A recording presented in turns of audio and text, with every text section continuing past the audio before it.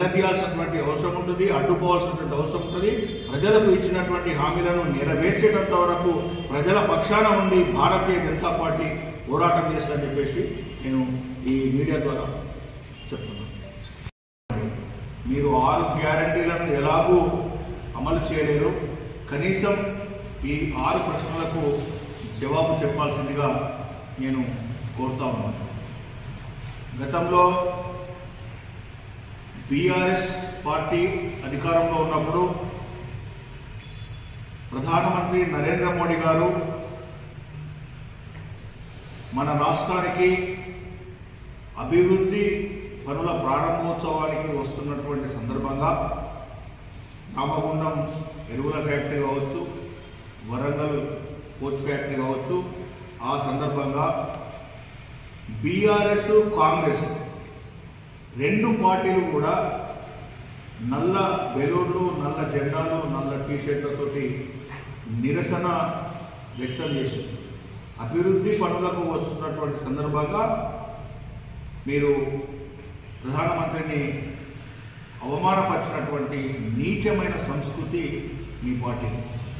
కానీ భారతీయ జనతా పార్టీ క్రమశిక్షణ గల పార్టీగా రేపు వస్తున్నటువంటి అభివృద్ధి పనుల గురించి వస్తున్నారని చెప్తున్నటువంటి సీఎం రేవంత్ రెడ్డి గారికి స్వాగతం పలుకుతాం. మరి చర్చు అభివృద్ధికి సుమారు 30 కోట్లు 29.18 కోట్ల రూపాయలు మీరు ఒక జీవో తీసుకొచ్చారు. దీనికి భారతీయ జనతా పార్టీ పూర్తిగా స్వాగతిస్తూ ఉన్నాం.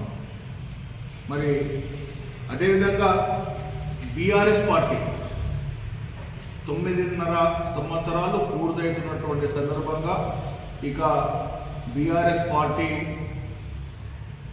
ఈ రాష్ట్రంలో తూర్చుకుపోతున్నటువంటి సందర్భంగా దింపుడు గల్లం ఆశ లెక్క ఏడుపాయల వనదుర్గా మాత ఆలయ అభివృద్ధి గురించి అని చెప్పేసి జీఓఎంఎస్ నంబర్ 378/2023 నాడు ఏదైతే ఈ జీవో వచ్చిందో 100 కోట్ల అభివృద్ధి జీవో వచ్చిందో, ఈ జీవో అమలులో ఉందా లేదా, మీరు ఏడుపాయల అభివృద్ధికి ఎలాంటి అభివృద్ధి చేస్తూ ఉన్నారు, ఏం నిధులు ఇస్తున్నారు, మొట్టమొదట చెప్పాల్సినటువంటి అవసరం ఉంది.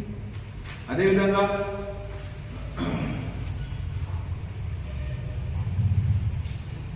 ఎన్నికల సమయంలో రేవంత్ రెడ్డి గారు ఎన్నికల సమయంలో